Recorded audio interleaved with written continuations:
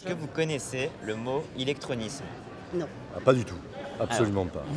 L'électronisme, pour l'instant rien. Rien du tout. Non, non. Non, ça me évoque rien du tout. L'électronisme, j'ai jamais entendu ce terme, mais je pense que c'est des gens qui n'ont pas de compétences en matière de nouvelles technologies, peut-être. Oui, c'est aux outils numériques ce que l'illettrisme est à l'alphabétisation. Ça concerne souvent des gens qui sont des personnes âgées, voilà, des gens qui n'ont pas eu l'opportunité d'apprendre à utiliser en fait, l'utilisation d'un ordinateur. L'électronisme, ou ça m'évoque effectivement toute la ruralité, où effectivement on est les oubliés effectivement de cette France. Les savantes études nous disent qu'il y a un quart, un cinquième de nos contemporains qui sont totalement étrangers aux outils numériques, ce que je veux bien croire, et même peut-être parfois chez des gens qu'on n'attendrait pas, certains jeunes qui sont excellents en jeux vidéo ou sur Facebook, mais pour autant qui ne sauront pas remplir un questionnaire sur Internet.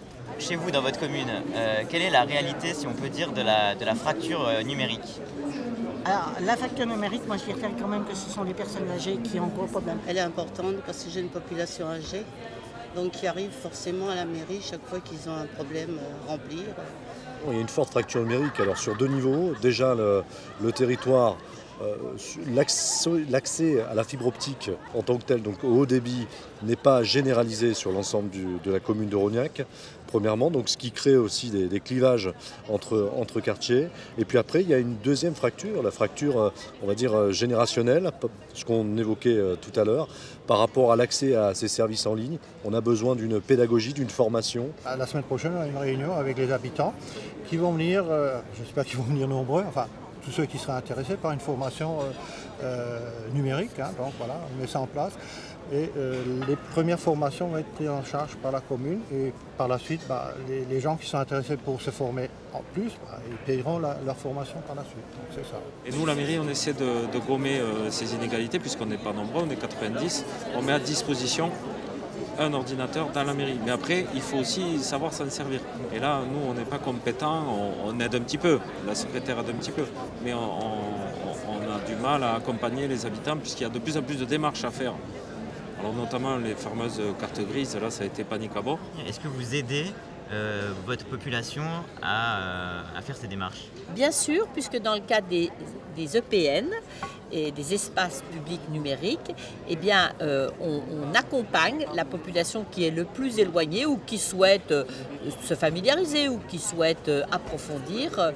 On accompagne la population dans ces espaces publics numériques. Eh bien, le numérique, ça permet à nos jeunes ménages de faire les démarches après 19 soir quand les enfants sont couchés. C'est une réalité aussi. Mais la réalité aussi, c'est que quand on a un truc qui ne va pas, même le jeune ménage qui traite ses dossiers de cette façon-là, il va venir quand même au guichet de la mairie. Et là, au guichet de la mairie, il y a la présence humaine. Je suis maire depuis 2008. Dès 2009, j'ai mis en place au niveau de la mairie l'accès Wi-Fi pour que chacun puisse effectivement venir à côté de la mairie ou en mairie. Et j'ai mis aussi deux terminaux en place pour que les gens puissent accéder à la bibliothèque et à la mairie.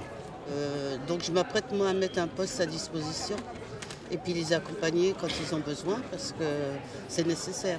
On a mandaté une personne qui, à temps plein, c'est-à-dire 35 heures par semaine, est là pour guider l'ensemble des administrés dans leur démarche numérique. Et ça dépasse même le cadre des compétences communales, puisqu'on peut même parler des démarches au niveau de la CAF, au niveau des impôts ou d'autres partenaires institutionnels qui forcément ouvrent de plus en plus de portails en ligne pour accomplir les démarches.